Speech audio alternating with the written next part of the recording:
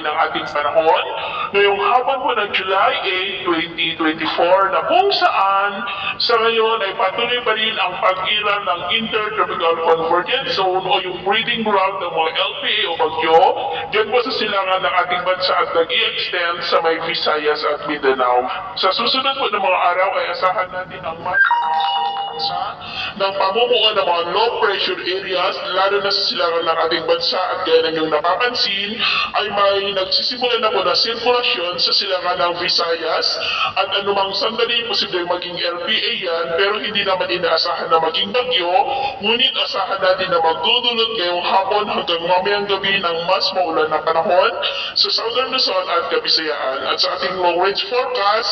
ay wala pa rin bagyo na nakikita naman na tatawid dito sa ating bansa for the next 3 to 5 days. Ang habagat ay asahan natin ang paglakas ng bugso nito sa kanluran ng ating bansa this coming weekend na magdudulot ng mas malalakas na mga pag-uulan na posibleng magdulot ng mga pagbaha at pag-uho ng lupa sa susunod na mga araw. At sa lagay ng ating panahon, ngayong hapon ay maulap ang kalangitan with isolated rain sa malaking bahagi ng Southern Luzon at Kabisayaan,